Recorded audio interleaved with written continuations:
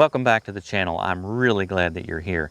Today I want to talk about the functions of a front end loader. And this may seem basic to a lot of users, but there's a hidden function that I just found out about. And no, I'm not talking about the float function. So stick around because you might be as surprised as I was. Compact and subcompact tractors have only grown in popularity over the years. Now I don't have any statistics, but I'd venture to say that it's safe to guess that a vast majority of small tractors are sold with a front end loader attachment. Now, I kind of grew up around front end loaders and I have a good understanding of how they work. I've used them for several years, but I'm finding that there are things that I still don't know and I'm always improving. So I'm going to start out by just going over some of the basic functions and then we'll get to that hidden feature. Let's look straight down at the loader control rod. You have four basic functions with this stick. When you pull it back, it raises the entire loader frame. When you push it forward, it lowers the entire loader. When you move the stick to the left, it curls the bucket back.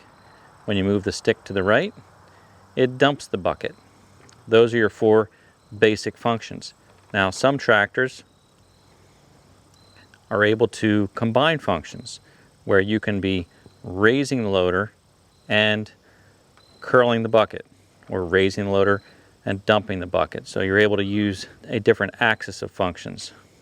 Some smaller and more inexpensive tractors don't allow you to do that. You can only raise it and lower it and dump it and curl it individually. You don't have that option of combining features or functions. So this one you can do it. Most bigger tractors you can combine those functions. A common function when you lower your bucket all the way to the ground is to use the float feature. And you use that by pushing the stick all the way forward. It locks in place. You can still use curl, dump and curl, but the loader is all the way on the ground and it's floating with the ground. The valves are basically open for that function so that the loader can follow the contour of the ground. Very handy for spreading dirt, spreading mulch, spreading stone, anything like that. So that's basically the four functions of a front end loader. Now, you can add a fifth function to your loader by adding a third function valve. So if a front end loader has four functions, up, down, curl, dump, why isn't a third function valve called a fifth function? Well, it's pretty simple when you really think about it. A loader really has two functions, up and down, curl and dump, or two cylinders or two sets of cylinders.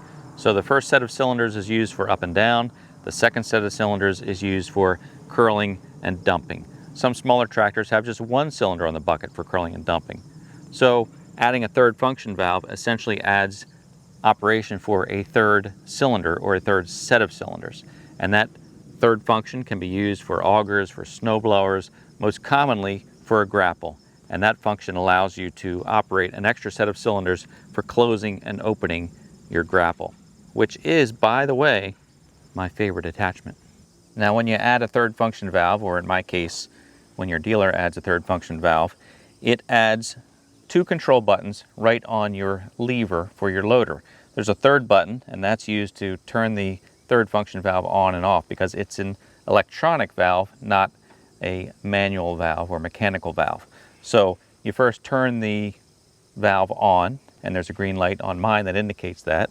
Then you have two buttons, an upper button and a lower button. The upper button for me opens up my grapple. The lower button closes my grapple. Now, with this type of third function, you can't ease the hydraulics like you can with your typical controls. It's really just open or close. So your grapple for me is either opening or closing with no slow control. You can tap it and you can bring the grapple in slowly, but you can't really ease it in. Does that make sense? I hope it does.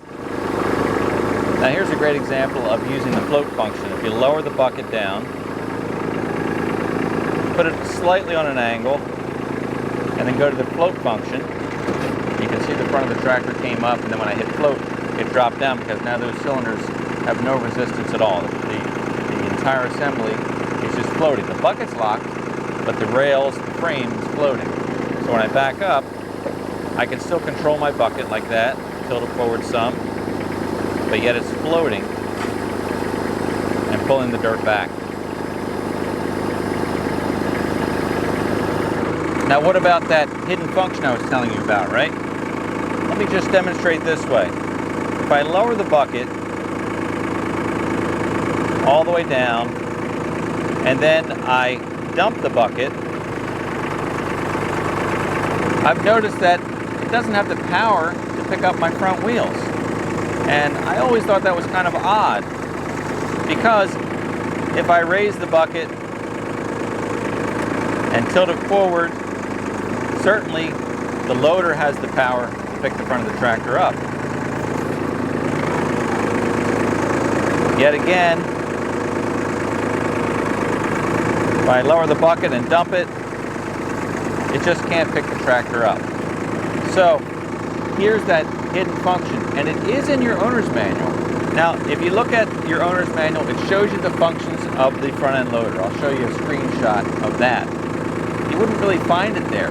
If you turn back a couple pages and it's under something like pre-checks or something like that, it's kind of odd where it is. But when you use the stick and you move it to the right for dump, you'll see that you can't pick the loader up. But just like the float function, there is an additional function. If you push that lever further to the right, look at that. Now it doesn't stay locked like the float function does. It has sort of a detent, so you have to push it further. So there's to the right, push it a little further, now it has more power. Essentially what that's doing is it's a slower speed. You know, let me raise it up and I'll show you. See, there's the dump, very fast. What you want when you're hauling dirt or mulch, you want to be able to dump that bucket pretty quickly. But if you use that function all the way to the right, now it's so much slower. Well, not so much slower, but obviously it's slower, because I'll go there and then slow it down. But by doing that, it adds a good amount of power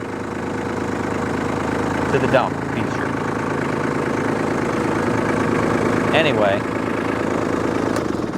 let's turn this off. I don't know if you could hear me or not. I hope so. Anyway, that kind of blew me away when I discovered that. So even though I did read my manual, obviously I missed that part. I just didn't even think about that function. So I hope it helped you. Now in my manual, loader functions can be found on page 24 and 25. And if you look at the functions, it shows you the different directions of the control stick. Lowering the loader is function G, and if you push it all the way forward to function H, or position H, that is the float feature. That's pretty much all it shows you. But then, hidden in plain sight on page 22, if you just go back a page under pre-operation check, well, here's this other diagram that I missed. And you can see here, when you move the rod to the right for dumping your bucket, you have position R1, and then if you push it further to the right, you have position R2. Who'd have thunk? Well, I hope you found that little tip helpful. It certainly was a surprise for me to discover that. If you like the channel and you like the content, I really would appreciate it if you would click the like button, click subscribe, and if you tap the subscription bell and make it turn gray, you'll be notified anytime I put out a video. And I'd also love to chat with you in the comments. So thanks very much for watching. By the way, this video, number 29, could be the one that puts us over the first goal of 1,000 subscribers. Wouldn't it be great for video number 30 to be the 1,000 subscriber celebration video? Thanks again for watching, and I look forward to seeing you next time.